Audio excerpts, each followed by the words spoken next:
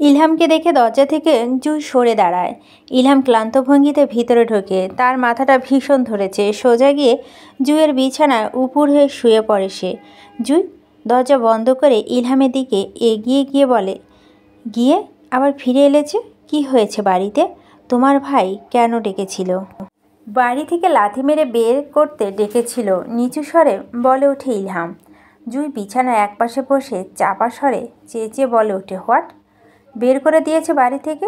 জুইয়ের মুখে হাসি ফোটে। সে নিজেই খুশি প্রকাশ না করে বলে, দিক, যেও না আর ওই বাড়িতে। তোমার সম্পত্তি তুমি বুঝে নাও, ওদের সাথে সম্পর্ক শেষ করে দাও। ইলহাম চিত হয়ে শুয়ে জুইয়ের দিকে তাকিয়ে বলে, সম্পত্তি? কিচ্ছু পাবো না আমি, ভাইয়া সাফ সাফ জানিয়ে দিয়েছে। জুই যেন আকাশ থেকে পড়ল, হতবাক হয়ে বলে, মানিকটা কি? ইলহাম জুইয়ের কথা উত্তর না দিয়ে কণ্ঠ একরাশ হতাশ নিয়ে বলে ওঠে, ইহানের জন্য কষ্ট হচ্ছে খুব, ওর কথা মনে পড়ছে।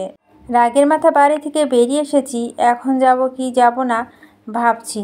জুই প্রচণ্ড বিরক্ত হয়ে যায়। সে তার বিরক্ত প্রকাশ না করে বলে, এখন তোমাকে বলেছে সম্পত্তি দেবে না আর তুমি মেনে নিলে? অদ্ভুত।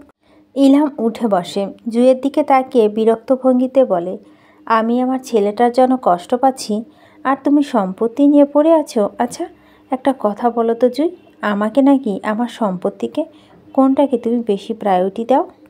জুই থতমত খেয়ে বলে, অবশ্যই তোমাকে। আমি তো তোমার ভালোর জন্য বলেছিলাম। আমাকে যদি প্রায়োরিটি দিতে তাহলে আমার সন্তানকে প্রায়োরিটি দিতে। তোমার কণ্ঠে সবসময় ইহানের জন্য তুচ্ছ তাচ্ছিল্য দেখি। এসব আমি বরদাস্ত করব না জুই। জুই নরম সুরে বলে, তুমি ভুল ভাবছো Ilham, I am sorry. Ilham বলে, ঠিক আছে, আমার মাথাটা বেশ ব্যথা করছে জুই, চুলগুলো একটু টেনে দাও তো, মাথা কপালটা একটু ম্যাসাজ করে দাও। জুই একবার নিজের হাতের দিকে তাকিয়ে ইলহামের দিকে তাকিয়ে আহ্লাদি গলায় বলে, আমি এইমাত্র নেল পালিশ লাগিয়েছি ইলহাম, তোমাকে ওষুধ এনে দেই মাথা ব্যথার? ইলহাম জুইয়ের দিকে কিছুক্ষণ তাকিয়ে থেকে বলে, কিছু লাগবে না, তুমি আমার সামনে থেকে যাও। বড় বাবা ইহানের ডাকে শামিন পিছু ফিরে তাকায়। ইহান তার কাছে এগিয়ে আসে। শামিন ইহানকে কোলে তুলে নিয়ে বলে, কি হয়েছে বাবা? বাবা কখন আসবে বড় বাবা? বাবাকে কেন বের করে দিলে বাড়ি থেকে? শামিন কিছুক্ষণ ইহানের দিকে তাকিয়ে থাকে, তারপর বলে, তুমি যখন কোনো দুষ্টুমি করো তখন তোমার টিচার তোমাকে কিছু সময়ের জন্য ক্লাসরুমের বাইরে দাঁড় করিয়ে রাখেন না? ইহান মাথা নাড়ায়। শামিন বলে, তোমার বাবাও একটু দুষ্টুমি করেছে, তাই তাকে একটু খানিক শাস্তি দিয়েছি। বাবা কি দুষ্টুমি করেছে? কারো পেন নিয়ে নিয়েছে? কাউকে খুঁচিয়েছে? শামিন মাছুদ বাচ্চাটার দিকে তাকিয়ে আছে, সে কি উত্তর দেবে। ঈশিতা এসে দাঁড়ায় সেখানে। ইহানকে বলে, চলো আমার ঘরে চলো, আমার কাছে ঘুমাবে আজ, আমি মাম্মাম কাছে ঘুমাবো। শামিন ইহানের গালে হাত রেখে বলে, মাম্মাম অসুস্থ সোনা, তুমি ফুপির সাথে যাও প্লিজ। ঘরে ঢুকে এই দৃশ্য দেখে শামিন থমকে যায়। আলো জায়নামাজে বসে আছে। শামিন দাঁড়িয়ে থাকে। সামনে যে দৃশ্যটি সে দেখছে, এটা সম্ভবত তার দেখা সবচেয়ে সুন্দর এবং চক্ষু শীতল করা একটা দৃশ্য। মাকেও সেভাবে জায়নামাজে বসে থাকতে দেখত।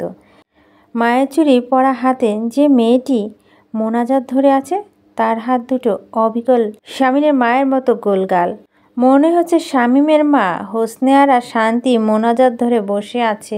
মাথায় তার লম্বা একটা ঘোমটা। দীর্ঘ সময় শামীম আলোকে দেখতে থাকে। নামাজ শেষ হলে আলো জায়নামাজ থেকে উঠে দাঁড়িয়ে জায়নামাজ ভাঁজ করে ঘুরে দাঁড়াতে দেখে শামীম তার দিকে তাকিয়ে আছে। এতক্ষণ ধরে কি বলছিলেন মোনাজাত? আসিয়া রেফাউনের মৃত্যু কামনা করছিলে?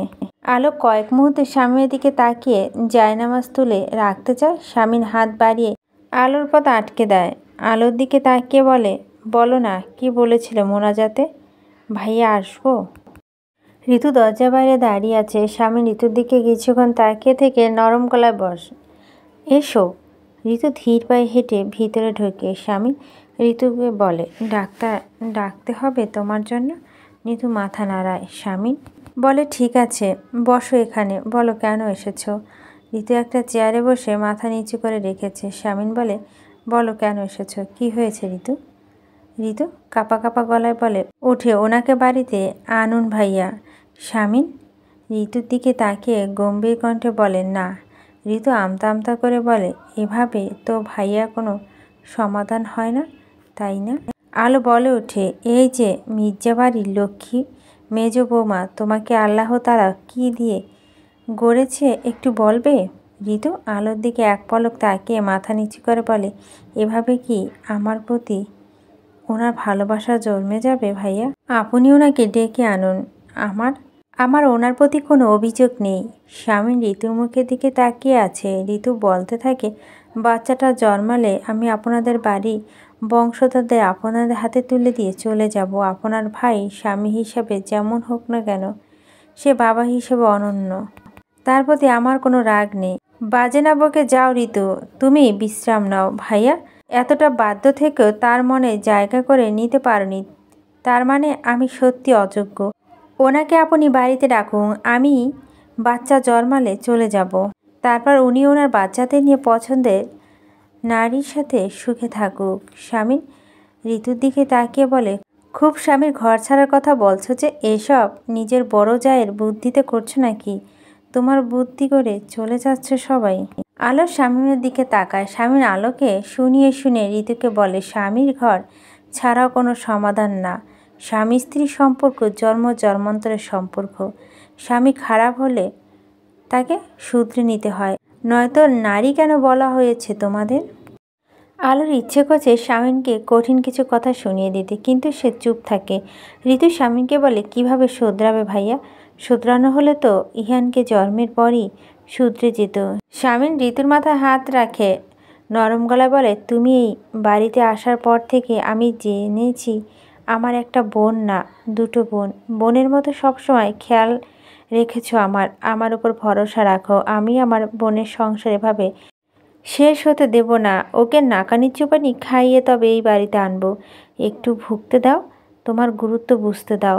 আর ওই মেয়েও ব্যবস্থা করব আমি, ভরসা করো তো আমায়, করো না?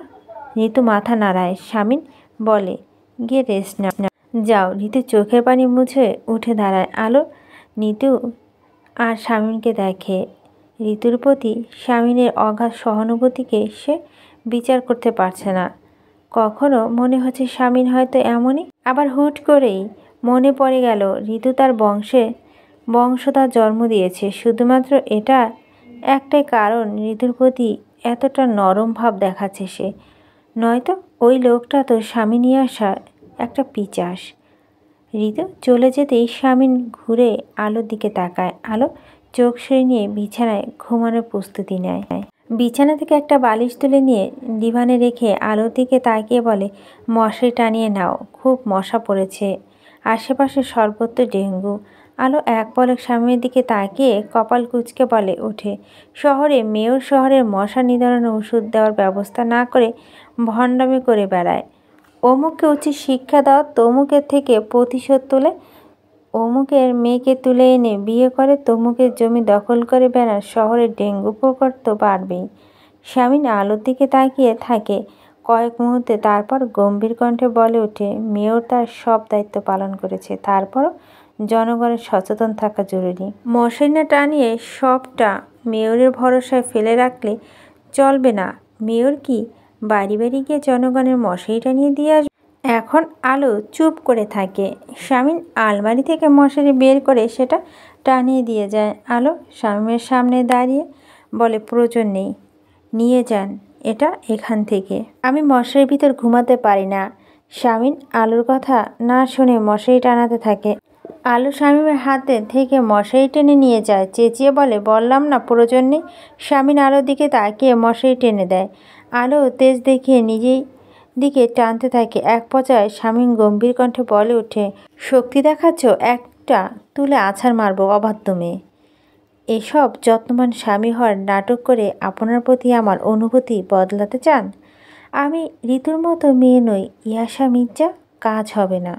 স্বামী কয়েক মুহূর্তে আলোর দিকে তাকিয়ে থেকে টেবিলের ড্রয়ার থেকে একটা কাঁচি নিয়ে এসে মশারিটা টুকরো টুকরো করে কেটে ফেলে।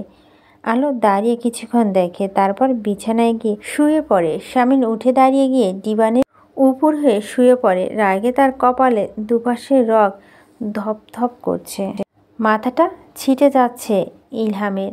জ্বর এসে গিয়েছে। বিকেল থেকেই যখন মাথা ব্যথা করছিল তখনই সে টের পাচ্ছে জ্বর আসতে চলছে। শরীর সর্বত্র যন্ত্রণা করছে, একটু স্বস্তি পাচ্ছে না সে। ইহানের সাথে কথা বলতে বেশ কয়েকবার ফোন করেছিল ঈশিতার কাছে। ঈশিতা ফোন ধরেনি। বাড়ির কেউ ফোন ধরবে না সে জানে। বাধ্য হয়ে পোনা চাচা নাম্বারে ফোন করে জেনে নিয়েছে ইহানের খবর। ঋতুর খবরও জানতে চেয়েছিল। কেন জানতে চেয়েছিল তা ইলহাম বুঝতে পারছে না। ঋতুর পেটে তার সন্তান, শুধুমাত্র সেজন্য কি ইলহাম সেই দিনের কথা মনে করতে থাকে। বাবা মা জোর করে একটা গ্রাম্য সদ্য ক্লাস 10-এ পড়ুয়া মেয়ের সাথে বিয়ে দিয়ে দিয়েছিল।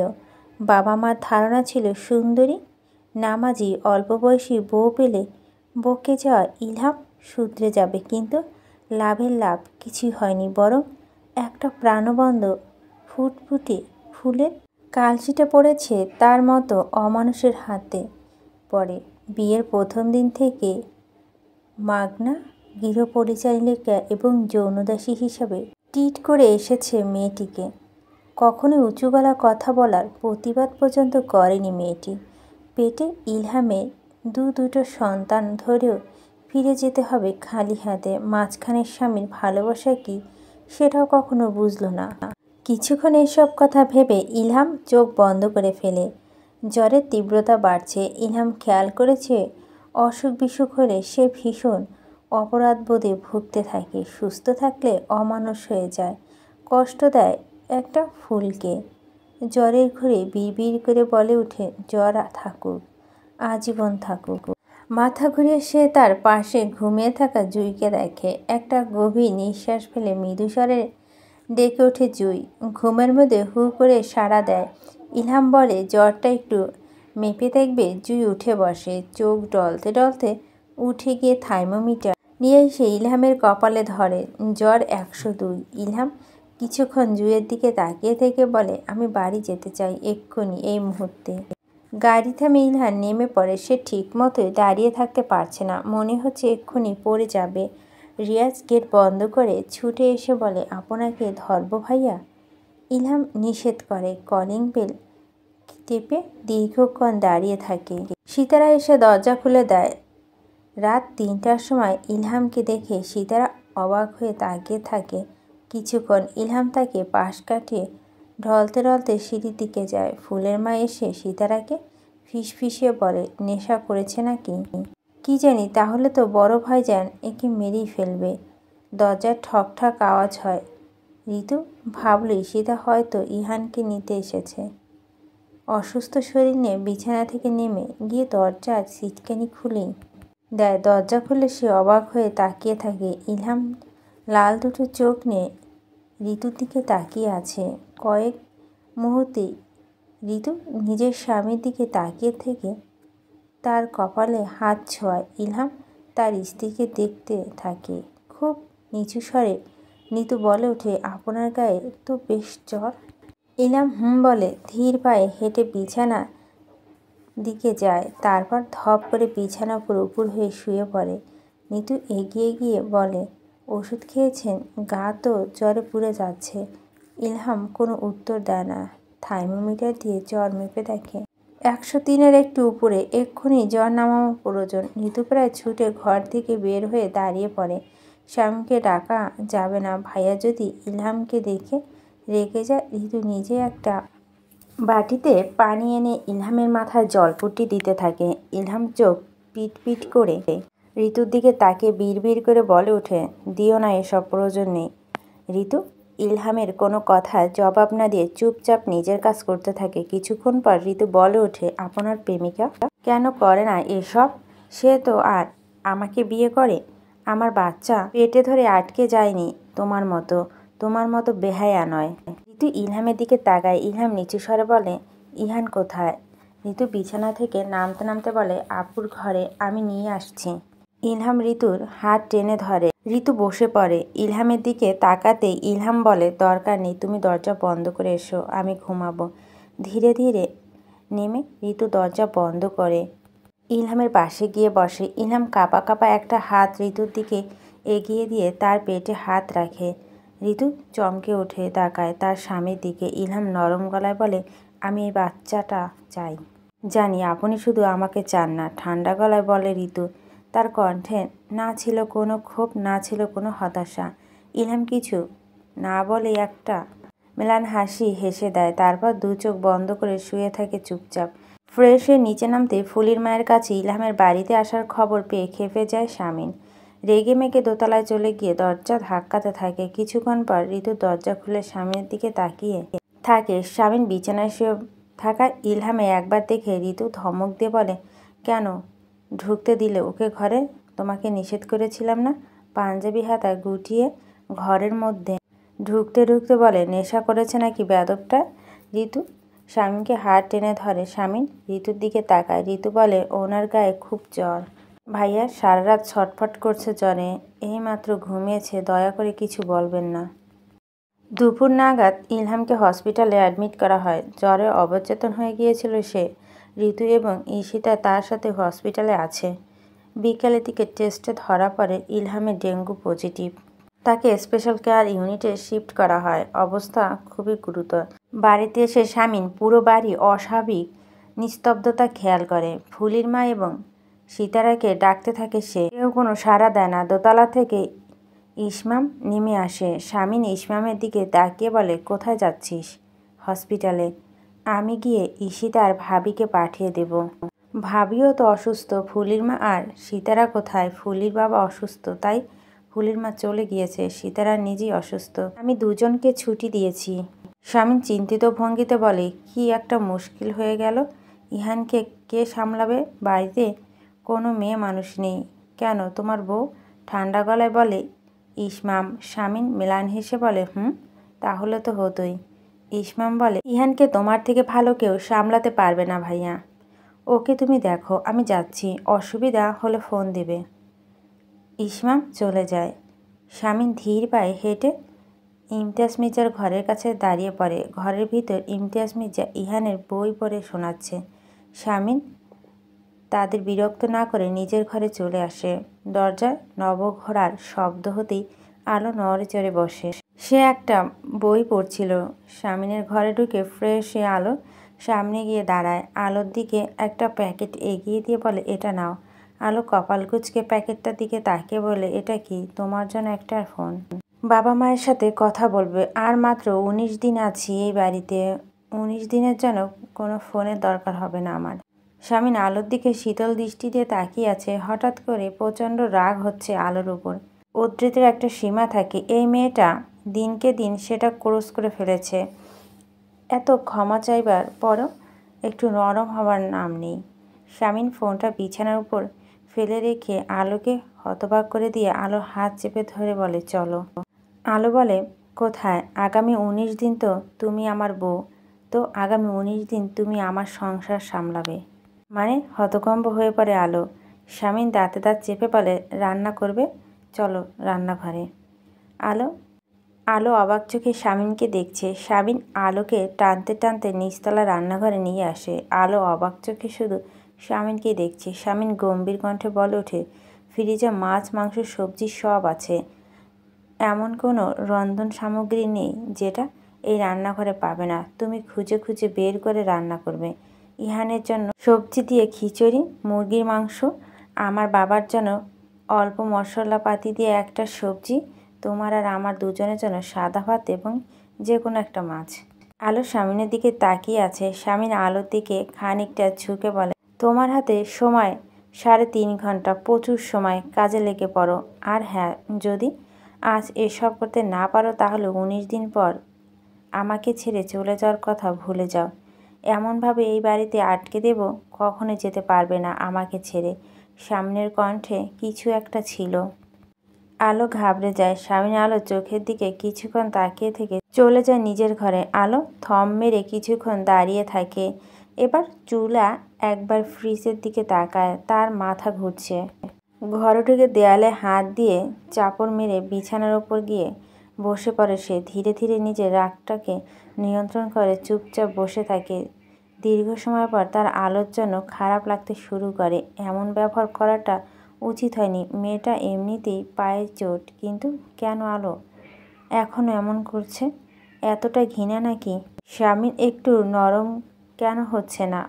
ফুয়াদের ফোন আসছে, রিসিভ করবে না ভেবে আবার রিসিভ করে। ফুয়াদ ওপাশ থেকে বলে ওঠে, ইলহামের কি অবস্থা? স্পেশাল কেয়ার ইউনিটে শিফট করা হয়েছে। আচ্ছা আমি যাচ্ছি। তুই কি করছিস? স্বামীন কিছুক্ষণ চুপ করে থাকে। এইমাত্র ঘটে যাওয়া ঘটনা বিস্তারিত বলতে থাকে। ফুয়াদ সবটা শুনে বলে, আমি জানতাম তুই স্বামীন ইয়াসার মির্জা, তোর ধৈর্য হবে না। নারীর মন পেতে সাধনা করবি তুই। তাহলে তো হলোই। তুই এইমাত্র যেটা করলি তাতে ওর মনে তোর জন্য অনুভূতি পরিবর্তন হওয়া তো দূর থাক, তোর প্রতি রাগ আরও বাড়িয়ে দিয়েছে। এখন গিয়ে সরি বলে নিয়ে আয় যা। স্বামীন ফোন কেটে কিছুক্ষণ থম মেরে বসে থাকে, তারপর উঠে নিচে চলে যায়। আলো বিরস মুখে খুন্তি নেড়ে পাতিলে মশলা কষাতে থাকে। মনে মনে যত ধরনের গালাগাল রয়েছে সব স্বামীনকে দিয়েছে সে। মশলা কষানো হয়ে গেল, একটা প্যাকেটে হাতে তুলে নেয়। কি মেশাচ্ছ ওটা? স্বামীন পিছন থেকে বলে, তার দৃষ্টি আলোর হাতের দিকে। আলো ঘুরে তাকিয়ে স্বামীনের দিকে তাকিয়ে তারপর তার হাতে প্যাকেটটা দিকে তাকায়। স্বামীন বলে, কি মেশাচ্ছিলে? বিষ জাতীয় কিছু? আলো থতমত মুখ নিয়ে দাঁড়িয়ে থাকে। স্বামীন আলোর দিকে এগিয়ে এসে বলে, মানুষ যদি গরুর ছাগলের সাথেও বসবাস করে দীর্ঘদিন, তাহলে তাদের প্রতি মায়া জন্মে মানুষের। আমার প্রতি তোমার জন্মালো না, এখন বিষ খাইয়ে মারতে চাইছো আমাকে? এই যুগে আসিয়াগুলো এত নিষ্ঠুর কেন? আলো চোখ তুলে স্বামীর চোখে চোখ রেখে ঠান্ডা গলায় বলে, টেস্টিং চল, তরকারিতে স্বাদ বাড়াতে দিচ্ছিলাম। আমার রান্নার হাত বাজে, খেতে পারবেন না কেউ। স্বামীন আলোর দিকে এক পলক তাকিয়ে উচ্চস্বরে গা দুলিয়ে হাসতে থাকে। দীর্ঘ সময় পর হাসি থামিয়ে বলে, আই নো। ওটা কি? তোমাকে ভরকে দিতে মজা করেছিলাম। তুমি ঘরে যাও, যাও এক্ষুনি। ফ্রিজে সব রান্না করা আছে, গরম করে নিলেই হয়ে যাবে। ট্রিটমেন্ট চলছে ইলহামের। ঋতু ঈশিতার স্বামীন ইসাম পালা করে গিয়ে হসপিটালে থেকেছে। অবস্থা কিছুটা উন্নতি হয়েছে। এক সপ্তাহ পর ইলহাম পুরোপুরি সুস্থ হয়ে গেলে তাদের বাড়ি নিয়ে আসা হয়। সব কিছু আগের মতো স্বাভাবিক। ইলহাম শামীমের মুখোমুখি হয়নি। শামীমও জুইয়ের বিষয়ে ইলহামের সাথে কোনো কথা বলেনি। সে অপেক্ষা করছে ইলহামের সুস্থতার জন্য। এর একটি হেসতে নেসতে সে অবশ্যই করে ছাড়বে। একটা গ্লাসে খানিকটা ফলের রস নিয়ে ঋতু ঘরে ঢোকে। ইলহাম বিছানায় আধশোয়া হয়ে বসেছিল। ঋতু বিছানায় একপাশে বসে হাতে গ্লাসটা ইলহামের দিকে বাড়িয়ে দিয়ে বলে, এটা খেয়ে নিন। ইলহাম এক পলক ঋতুর হাতে গ্লাসটার দিকে তাকিয়ে মৃদু স্বরে বলে ওঠে, আমার থেকে এটা তোমার বেশি প্রয়োজন, তুমি খেয়ে নাও, তারপর আমার জন্য নিয়ে এসো। ঋতু নাছোড়বান্দা মেয়ে, সে গ্লাসটা বাড়িয়ে ধরে রেখেছে। ইলহাম হাসি দিয়ে গ্লাসটা ঋতুর দিকে দিয়ে বলে, তুমি খেয়ে নাও বাকিটা। ঋতু মাথা নাড়ায়। ইলহাম বলে, কেন? আমার উচ্ছিষ্ট খেতে তো আগে অসুবিধা হয়নি, এখন খেতে চাইছো না কেন? খুব আত্মসম্মান হয়েছে? বড় ভাবির মতো হতে চাইছো? ঋতু ইলহামের দিকে এক পলক তাকিয়ে গ্লাসটা খালি করে রেখে দেয়। তারপর নিচু স্বরে বলে, প্রায় 10-12 দিন ধরে আপনি হসপিটালে। এর মাঝে ওই মেয়েটার সাথে আপনার একদিনও দেখা হয়নি? আগে তো প্রতিদিন দেখা না করে থাকতে পারতেন না। আপনি চাইলেও বাড়িতে ডেকে নিয়ে মেয়েটাকে। ভাইয়াকে আমি বুঝিয়ে বলবো। ইলহাম হেসে ফেলে। নিচু স্বরে বলে, তোমার মতো স্ত্রী স্বপ্ন তো পুরুষের দেখেই। নিজের স্বামী পরকীয়ার মতো জঘন্য অপরাধকে কতটা সাপোর্ট করছো? ঋতু চুপ করে থাকে। ইলহাম দুর্বল হাতে ঋতুকে টেনে আস্তে আস্তে নিজের কাছে নেয়। ঋতু পাথরের মতো হয়ে থাকে। ইলহাম ঋতু নিচু করে রাখা মাথাটার দিকে তাকিয়ে বলে, আমাকে ঘৃণা করো, রাগ দেখাও, কাঁদো, এমন পাথরের মতো হয়ে থেকো না। এসব আমাকে কষ্ট দেয় ঋতু। ঋতু ঠোঁট কাঁপছে। নিজেকে ধাতস্থ করে বলে ওঠে, ভাইয়ের বিয়ে করে যার সংসার নিয়ে ব্যস্ত হয়ে পড়ল। বাবা জমি জমা চাষ করে খায়, মা বাড়িতে অসুস্থ, তাকে সপ্তাহ হাজার হাজার টাকার ওষুধ খাওয়াতে হয়। আমাকে ছেলেরা রাস্তাঘাটে উত্তপ্ত করত দেখে বাবা আমাকে বিয়ে দেওয়ার জন্য ব্যস্ত হয়ে পড়ল। হঠাৎ বাড়িতে আপনাদের বাড়ি থেকে বিয়ের প্রস্তাব দেওয়া হলো। বাবা তো হাতে আকাশের চাঁদ পেয়ে গেল। এমপির পুত্র, ছেলে দেখতে শুনতে ভালো, বাবাকে মোটা অঙ্কের টাকাও দেওয়া হবে। নিজের ইচ্ছে না থাকলেও বাড়ির পরিস্থিতি দেখে চুপ করে থাকি। বিয়ের ঠিক আগে আগে জানতে পারি ছেলের স্বভাব চরিত্র ভালো না, তার নামে মামলা আছে। পিছিয়ে যেতেই পারতাম। হঠাৎ মা আরও অসুস্থ হয়ে পড়ে। বাবা এসে আমার হাত ধরে খুব কাঁদলেন।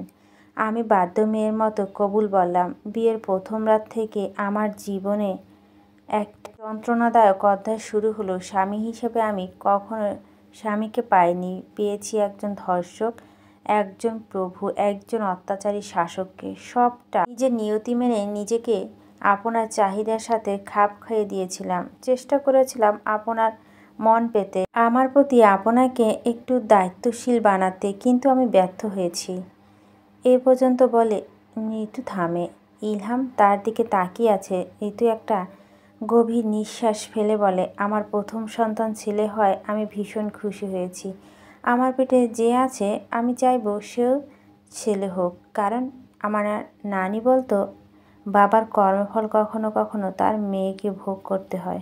আপনি আমার সাথে যা যা করেছেন তা নিজের মেয়ের সাথে হতে থাকলে আপনি সহ্য করতে পারবেন না ইলহাম মির্জা।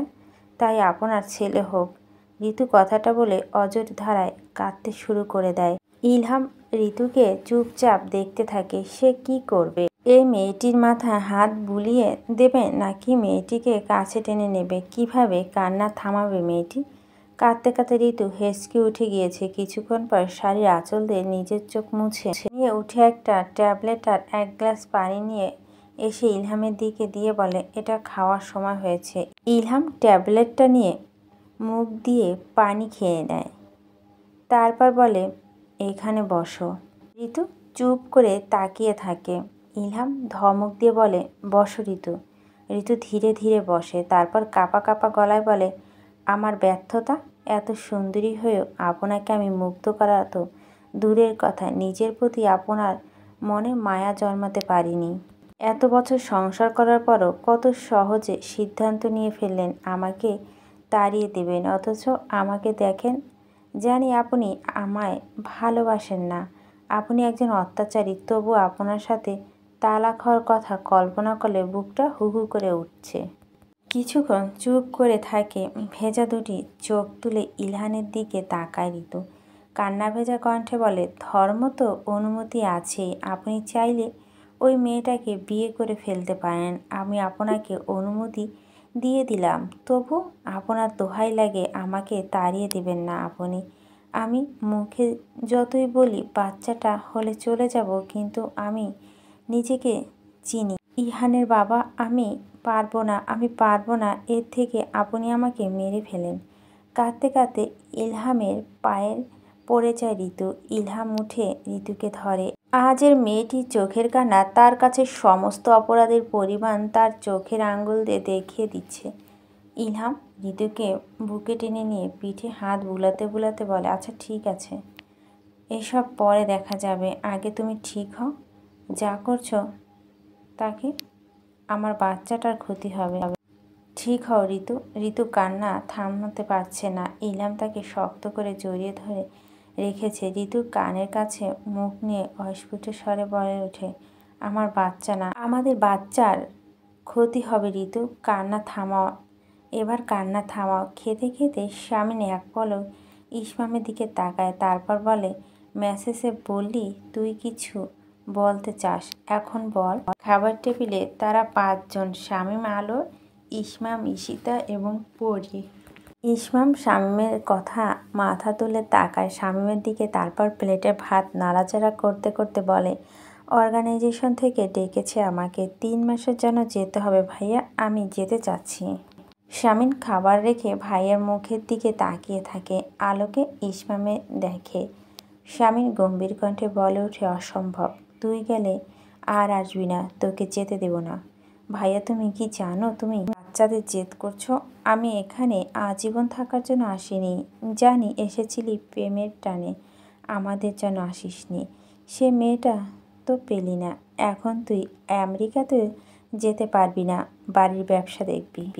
ইলহাম রেগে যায়, কপাল কুঁচকে ভাইয়ার দিকে তাকিয়ে থাকে। আলো মাথা নিচু করে চুপচাপ খাচ্ছে। শামিন বলতে থাকে, আচ্ছা ঠিক আছে, যাবি 3 মাসের জন্য, যাওয়ার আগে বিয়ে করতে হবে, করবি বল।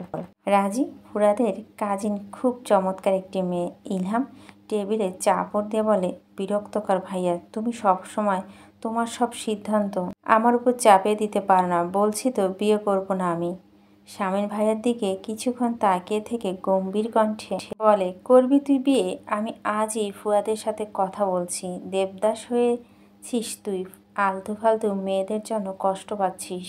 আলো ইসমামের দিকে তাকায়। ইসমাম এক পলক আলোকে দেখে ভাইকে বলে, আলতু ফালতু মেয়ে না ভাইয়া, এভাবে বলো না, অসম্ভব রকমের ভালো একটি মেয়ে। আলো দ্রুত হাত ধুয়ে উঠে পড়ে। এখানে তার খুব অস্বস্তি হচ্ছে, সে চলে যায়।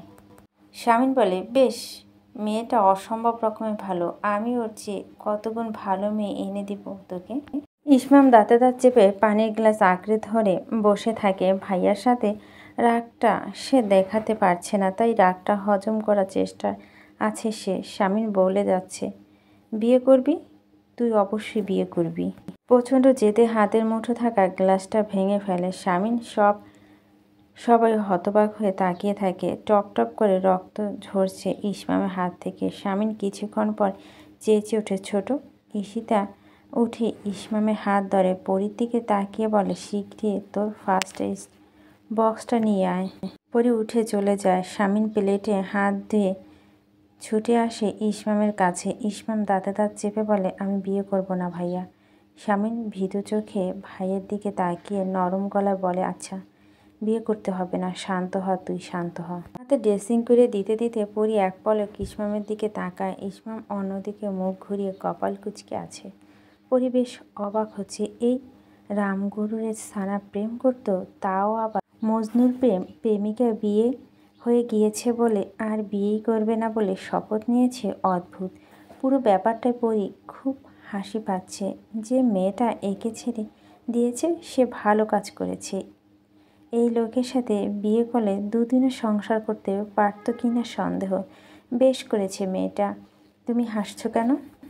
ইসমাম পরীর দিকে অবাক চোখে তাকিয়ে আছে। পরী থতমত খেয়ে ইসমামের দিকে তাকায়। ইসমাম গম্ভীর কণ্ঠে বলে, হাসছো কেন তুমি একা একা? কই না তো। পরী ইসমামের হাতে ব্যান্ডেজ করে দিতে দিতে বলে, আমি স্পষ্ট দেখলাম তুমি হাসছিলে। পরী উঠে দাঁড়ায়। ইসমাম বলে, তোমার মাথায় নির্ঘাত কোনো সমস্যা আছে। আজ নিশ্চিত হলাম। পরী চুপচাপ তার ফার্স্ট এইড বক্সটা উঠিয়ে ঈশিতার ঘরের দিকে যায়। এই লোকটা কবে যে আমেরিকায় যাবে কে জানে, ভয়ঙ্কর একটা লোক।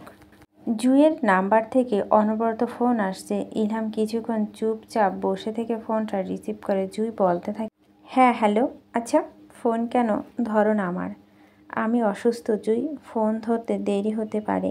দেরি বুঝলাম, বউ কাছে আছে তো, বউকে যখন ছাড়তেই পারছো না তাহলে আমায় রেখে কী লাভ? ছেড়ে দাও আমাকে। তুমি তোমার ওই হাড় হামাবে বউ আর বাচ্চাদের নিয়ে থাকো। ইলহাম কয়েক মুহূর্তে চুপ করে থাকে। জুঁই বলতে থাকে, সরি, রাগ উঠে গিয়েছিল তাই বললাম। আচ্ছা, তোমার ভাইয়ের সাথে সম্পত্তি নিয়ে আলোচনা করছো?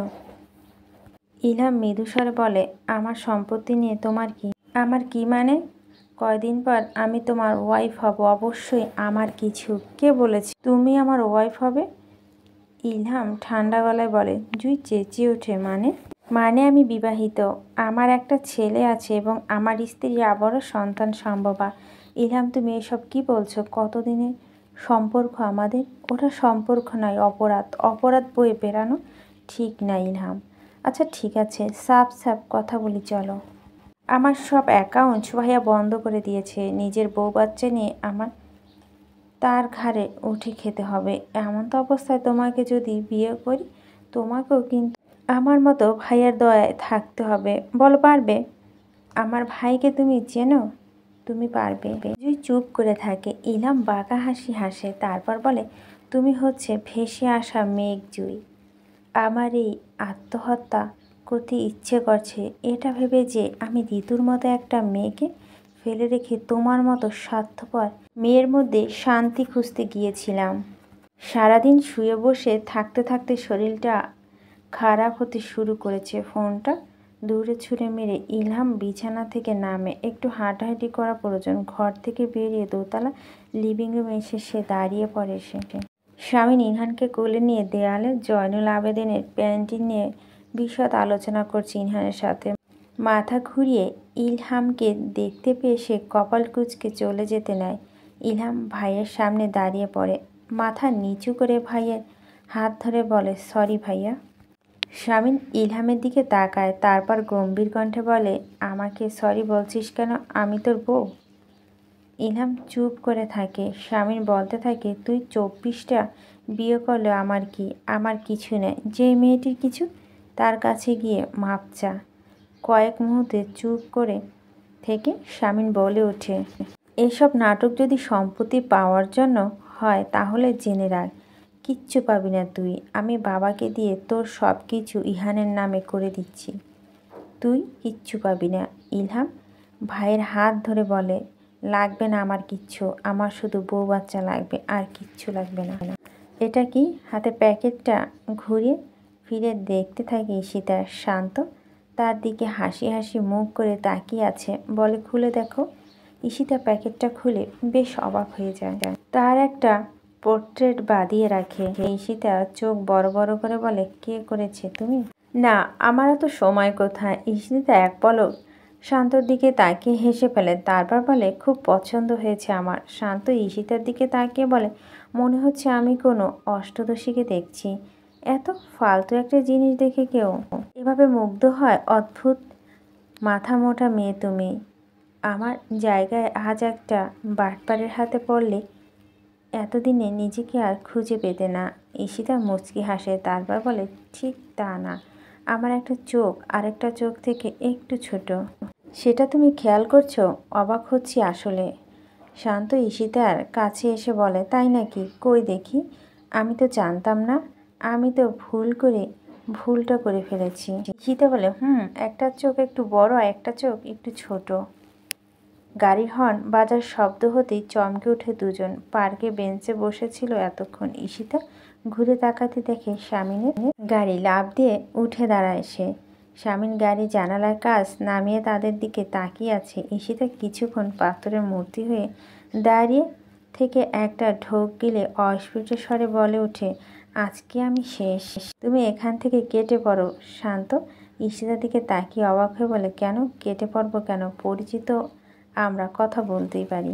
তুমি ভাইয়াকে চেনো? মারতে মারতে মেরেই ফেলবে তোমাকে। তুমি কেটে পড়ো, আমি কিছু একটা বুঝিয়ে বলে দেব, যাও।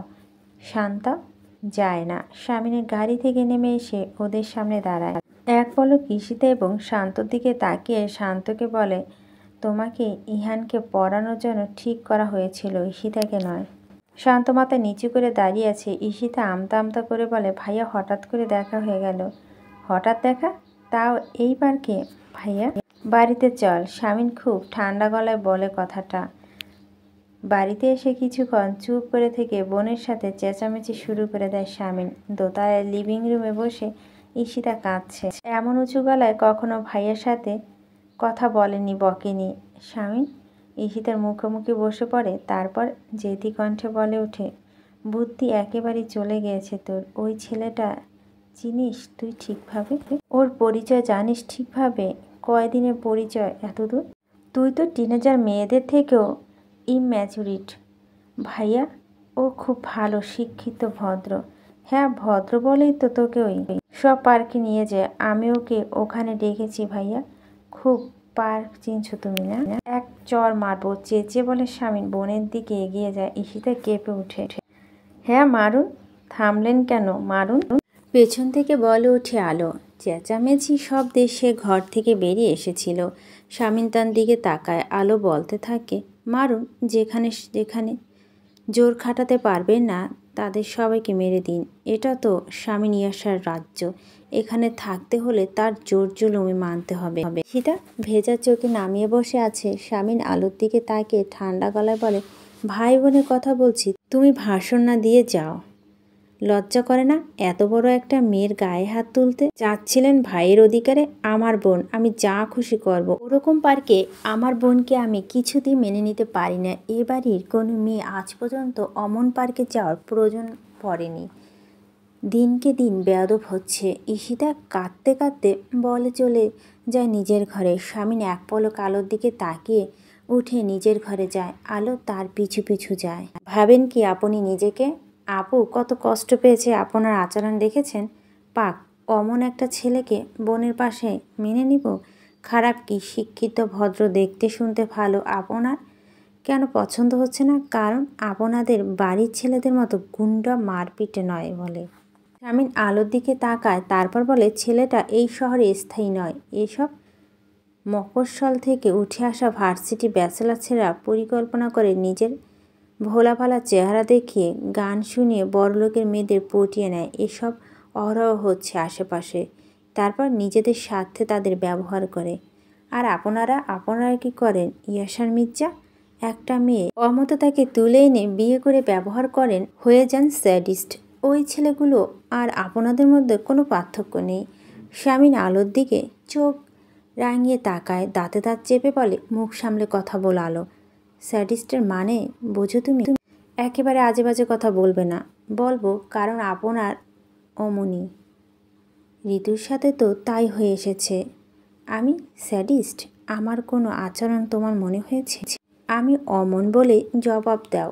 চেঁচিয়ে উঠে স্বামীন, আপনিও অমনি।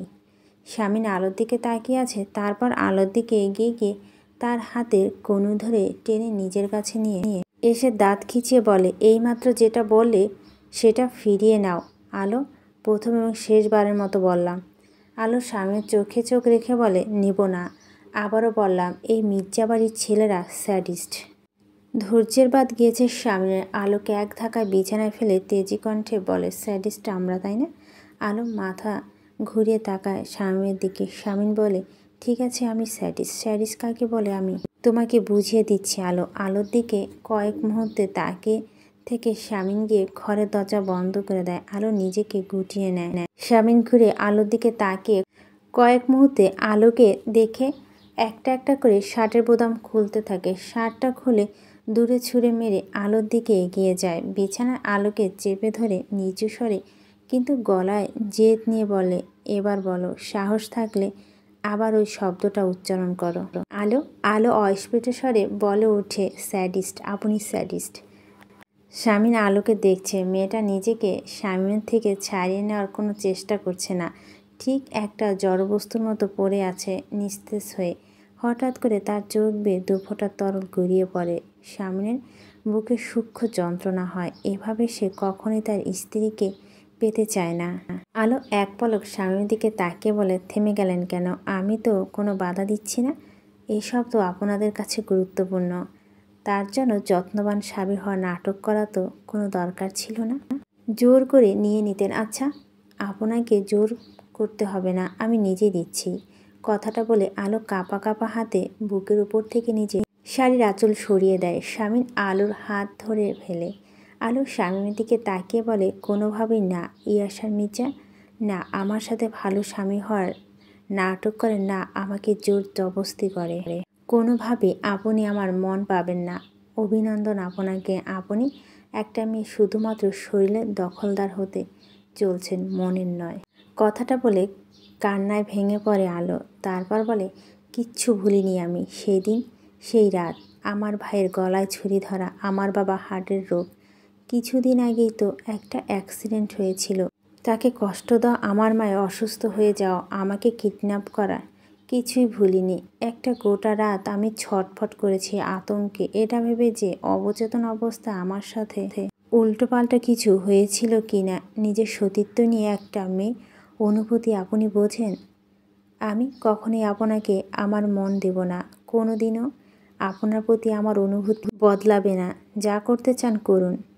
এক নাগারে কথাগুলো বলে হাঁপাতে থাকে আলো। স্বামীন বেশ কিছুক্ষণ আলোর দিকে তাকিয়ে থেকে আলোর শাড়ির আঁচল তুলে দেয় তার বুকে। তারপর তাকে ছেড়ে ধীরে ধীরে উঠে বসে। আলো বিছানায় পড়ে থাকে চুপচাপ। স্বামীন উঠে গিয়ে শার্ট উঠিয়ে পরে নেয়। আলোর দিকে এক পলক তাকিয়ে বিছানায় একপাশে বসে পড়ে সে। 5 মিনিটের মতো চুপচাপ থেকে হঠাৎ বলে ওঠে, আর মাত্র 1 সপ্তাহ আছে। কিন্তু আমি হার মেনে নিলাম আলো। তুমি কাল সকালে এ বাড়ি থেকে চলে যাও। তোমাকে আমি মুক্তি দিলাম।